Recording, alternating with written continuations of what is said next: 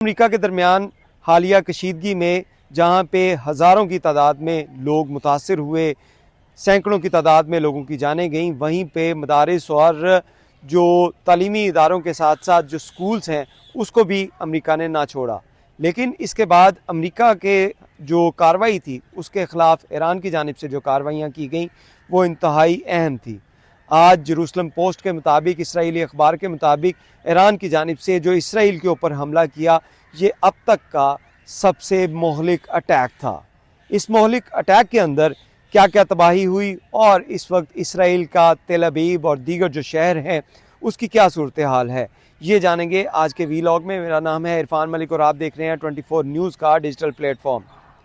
Iran और America की जो हालिया जंग है, इससे पहले अगर बात की जाए 2025 की जंग में, तो उसमें इसराइल की जानिब से जब अमेरिका के ऊपर ईरान के ऊपर अटैक किया गया था तो ईरान ने 12 रोज़ तक रिटेलिएशन की और 12 रोज़ तक ये जंग जो जारी रही और इसके दौरान सैकड़ों की तादाद में इसराइल के ऊपर ईरान ने बैलिस्टिक मिज़ाइल उनका अटैक किया और दीगर जो मिज़ाइल थे उनको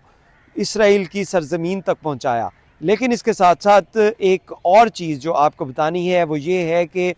इसराइल की जानिब से तब आयरन डोम की बड़ी बात की जाती थी, लेकिन उसके बाद उसने जो एरो 3 और एरो 4 जो अपना एयर डिफेंस सिस्टम है इसको मुतारिफ़ करवाया, क्योंकि 2025 के दौरान ईरान और इसराइल के दरमियान जो जंग थी उसमें इसराइल को काफ़ी जो है वो नुकसान का सामना करना पड़ा। लेकिन अब 2026 की अगर हम बात करें तो 2026 के अंदर जो डायनेमिक्स हैं वो इंटायरली डिफरेंट हैं। ईरान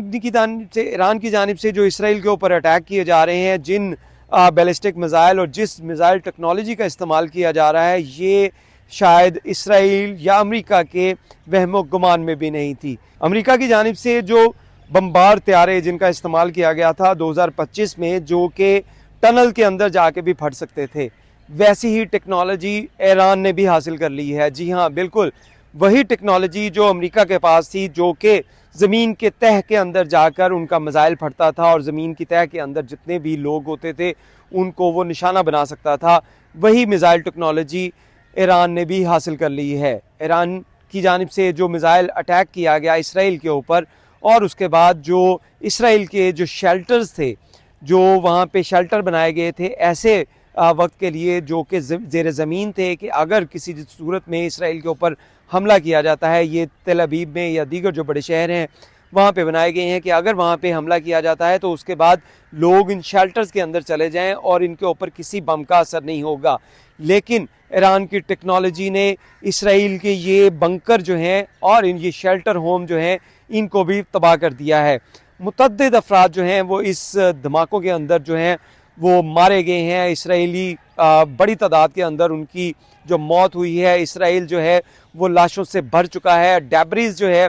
मलबे के ढेर जो हैं वहाँ पे बड़ी तादाद में हैं। लेकिन इसके साथ साथ आपको ये बताएं कि इसराइल के तमाम जो इलेक्ट्रॉनिक मीडिया है, प्रिंट मीडिया है या उसका सोशल मीडिया है, उसके ऊपर इंतहाई सख्त जो है वो सेंसरशिप लगा दी गई है कि कोई भी इसराइल के अंदर होने वाली किसी किस्म की जो नुकसान है, वो जानी नुकसान है या इमारतों का नुकसान है, उसकी पोस्ट नहीं करेगा, और अगर वो पोस्ट करेगा तो उसके ख़िलाफ़ इसराइली जो इंटेलिजेंस है वो उसके ख़िलाफ़ कार्रवाई करेगी। लेकिन इसके साथ साथ ये वीडियोज़, ये तस्वीर और ये इन्फॉर्मेशन कैसे लीक हो रही है, इसमें आपको बताएंगे कि ईरान की जानिब से बहुत से अपने जासूस, जैसे ईरान के अंदर बहुत से इसराइल के जासूस मौजूद हैं, वहीं पर इसराइल के जासूसी का एक बहुत बड़ा नेटवर्क जो है जो इसराइल के अंदर मौजूद है वो ईरान का है। यानी कि ईरान ने अपने बहुत से जो जासूस हैं वो इसराइल के अंदर बनाए हुए हैं और उन्हीं की जानिब से जो वीडियोज़, जो तस्वीर और ख़ुसूसी तौर पे जो ड्रोन फुटेजेस हैं वो दी जा रही हैं। और ये अरबी के जो अखबारात हैं, जो ईरान के न्यूज़पेपर्स हैं या सोशल मीडिया प्लेटफॉर्म्स हैं, उनके ऊपर आपको इनकी बहुतात नज़र आएगी कि उन जासूसों की जानिब से भेजी गई वीडियोज़ और इन्फॉर्मेशन जो है वो इसराइल के हमलों के बारे में, इसराइल के ऊपर जो अटैक किए गए हैं उसके बारे में, ये तमाम तर तफसीलात जो हैं वो ईरान के सोशल मीडिया और उनके हामियों के पास मौजूद हैं। जबकि इसके साथ साथ लबनान के ऊपर भी, क्योंकि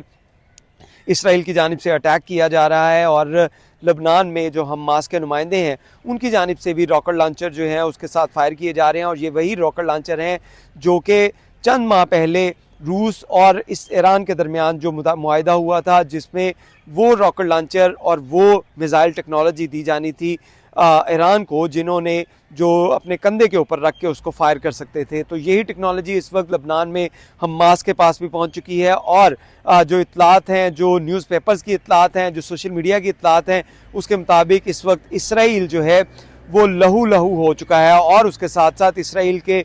जो बाज़ार हैं, गलियां हैं, वहाँ पे लाशों की तादाद बिखरी पड़ी है और उनको उठाने वाला कोई नहीं है, क्योंकि इसराइल की जानिब से इस वक्त तमाम जो फोकस किया जा रहा है वो नेतन्याहू को बचाने के लिए और उसके साथ साथ दीगर जो अपनी हसास तनसीबात हैं उसको बचाने के लिए किया जा रहा है। और रेस्क्यू ऑपरेशन नाकाफ़ी हो चुका है, रेस्क्यू टीमें नाकाफ़ी हो चुकी हैं, जितनी लाशें वहाँ पे बिखरी हैं, जितनी डैब्रीज हैं, जितनी बिल्डिंग्स गिर चुकी हैं, और उसके साथ साथ जो इंतहाई ख़तरनाक और इंतहाई मुखलिक टेक्नोलॉजी जो ईरान ने हासिल कर ली है, जिसमें ईरान ने वो टेक्नोलॉजी हासिल की है कि बंकर्स में छुपा हुआ नेतन्याहू हो या इसराइली हो, जिन्होंने निहत्ते मुसलमान, निहत्ते जो ईरानी शहरी थे उनको टारगेट बनाया था, वो अब बच नहीं पाएंगे। तो इस हवाले से इस वक्त की ताज़ा तरीन सूरत हाल यही है कि ईरान की जो मिसाइल टेक्नोलॉजी है उसने अमेरिका और इसराइल को परेशान कर दिया है और उनके बख्तर बंदी अब गैर महफूज होकर रह गए हैं। बहुत शुक्रिया।